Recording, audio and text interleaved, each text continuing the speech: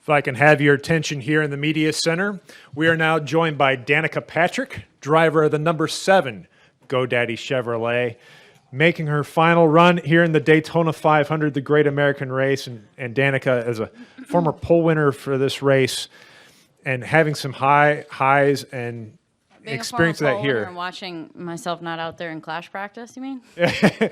Are you relaxed going here into your final run?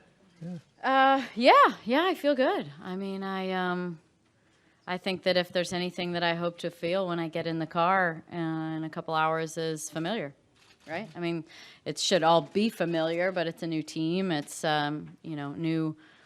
new stuff to sit in, so it should all be really, really, really close. But hopefully it just kind of feels familiar and I slip right into it. In fact, this is not a different start than I had last year. This is the identical same start to the season I had last year. I never got in the car between the last race in Homestead and the first practice in Daytona here. So the only thing that would have been different is I'd have been out in clash practice. But other than that, it's all the same. Okay. We'll open the floor for questions. If you have a question, please raise your hand. We'll get a wireless microphone to you. We'll start with Jordan and then go to Bob. Jordan Bianchi, SB Nation, you kind of touched on it. You are eligible for this race. Do you wish you were out there to kind of get acclimated with your new team? Yes. I mean, it all came together too late. And in fact, thinking about what we should have done came together too late. A couple of days ago, I was thinking to myself that we should have run the backup car in the clash. And that way, we don't want to crash the primary anyway. So we're going to be careful in the duels. And then you don't have to worry about practicing too hard because you'll have already had clash race. So I was like, man, where was I on that one? And then, all goes well. I mean, last year I finished well in the clash. So, you could still have a backup. So it would have just been a good gamble to use the backup for, but didn't think of it soon enough and was honestly just really concerned about, the work getting done to put the primary car out there. So for the 500, so just came together too late and thought of it too late, but it would have been good practice. It always is. It's good for these guys too. It's good for everybody. It's not like just because I'm in a new situation, it's good. It's just nice refresher. Bob? Bob Hawkers, ESPN. Tony Uri Jr. said that back in the day in the hauler, he'd have a sign pointing to the lounge that said Key West. Oh, yeah. We were Key West. We were Team Key West. Pops was the serious side. We were the fun side. So do you feel like you're in Key West? Totally. Yeah, it's beautiful out there. And Tony's always funny. I mean, there's probably not anybody in this room that hasn't gotten a feel for what Tony Uri Jr. is like, and that's a really good-spirited, happy guy that knows what he's doing. So that, to be honest, is and will be the most critical element to come together for this program, was having him. Go next to Mike and then to Caleb. Mike Hember, USA Today. How do you see your experience in particularly in NASCAR contributing to the fact that somewhere down the road, maybe sooner now, we're going to see women winning races, competing in the top 5 with regularity? Have you kind of set a foundation for that? I don't know. I mean, when was the first woman in NASCAR? 50s? So it's been 68 years. So I don't know.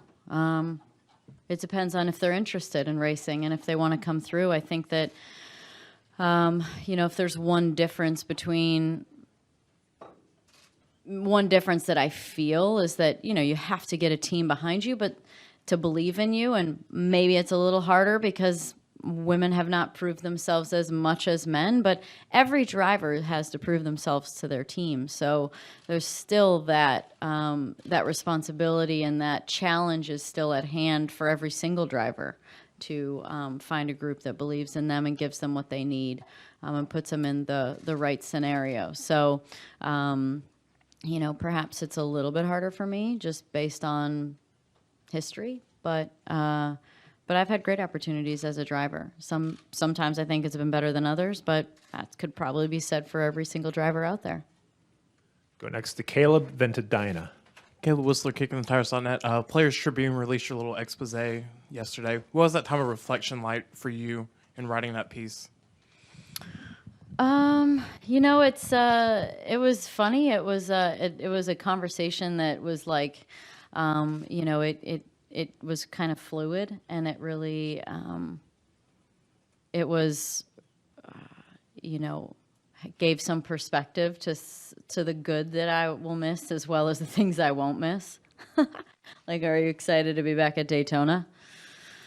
Don't ask that question. If I can give any recommendation of all the questions that you guys ask this next 10 days, don't ask that one. Because there's no real good answer.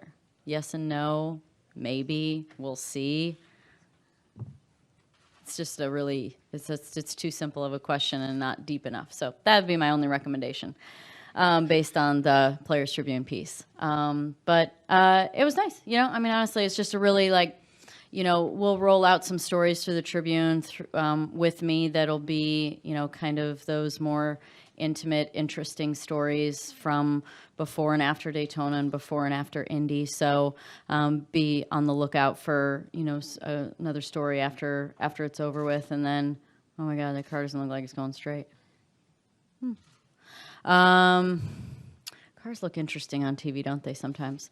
So it's just part of explaining to people and giving more information on, how I feel.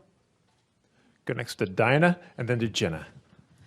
Hi, Danica. Dinah Pulver with the Daytona Beach News Journal. Last night, Natalie Decker talked a bit about you and about how, when she was in here because she won the pole for the ARCA race. Mm-hmm. And I wondered what you think the biggest challenge is for young women who are trying to move up into some of NASCAR's top tier series. And I answered that question. I just answered it. So you think that just getting a team that believes in them is the thing, just to find somebody? It includes the owner, the crew, everybody. Do you feel like that women have extra pressure because there are people who expect them to carry the banner for their gender? Only if they feel like they do. I really believe that. I've never felt like that. So I don't. My own banner is bigger than any other banner for what I want to accomplish for myself. And then the trickle-down effect is what it is. But no one expects more than me. Go to Jenna, then to Nate. Danica, you're kind of keeping an eye on this practice. Do you anticipate watching racing when you're not a racer anymore?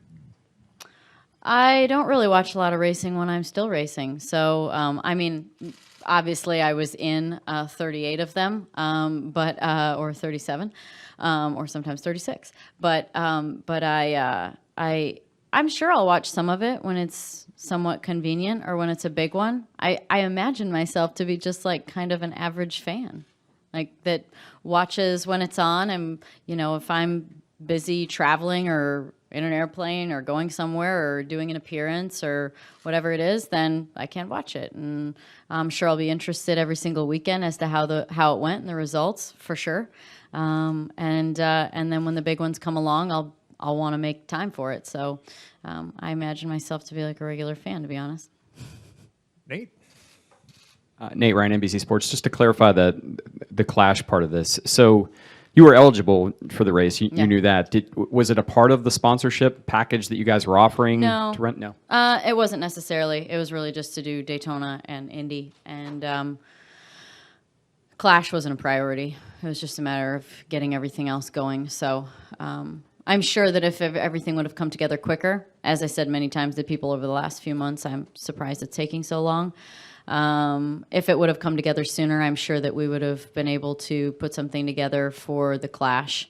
But I'm sure it would have been extra. You know what I mean? It's not free.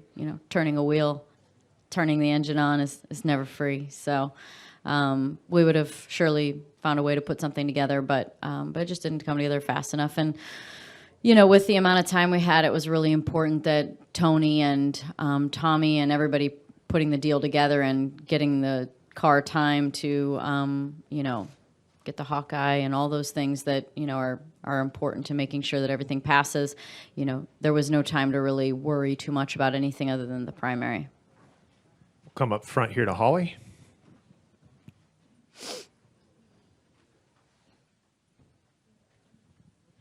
Holly Kane, the NASCAR Wire Service.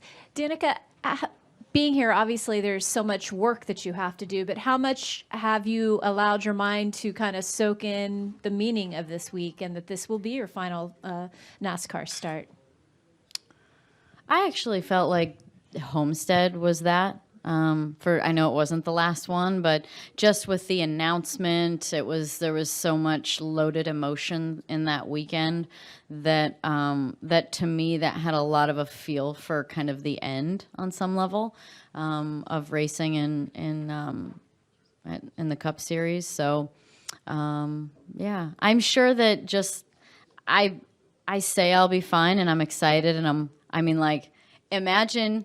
Okay, everybody in the room, imagine when you leave here on Sunday, you don't have anything to do really for a couple of months. Seems pretty exciting, doesn't it? Right? That's how I feel. But when I think next Sunday comes, I'm sure I'll be a lot more retrospective, introspective, and emotional about the finality of it, and just have a little bit more perspective. But right now, I'm fine. I'm good. I'm excited about it all. And, I made the decision last year that this was what I was good with. Otherwise, I wouldn't have been doing it. So, I've had a lot of time to mentally transition.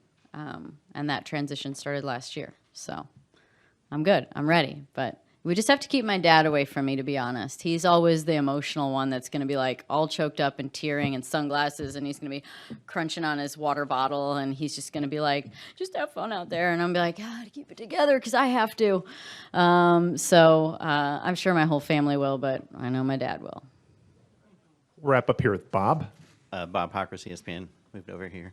Thank you. Because I can't get any perspective. That being said, is there anything specific that you want to do on race day or after the race, because it is your final race? And now I guess I got to ask, what are your plans for Monday after the Daytona 500?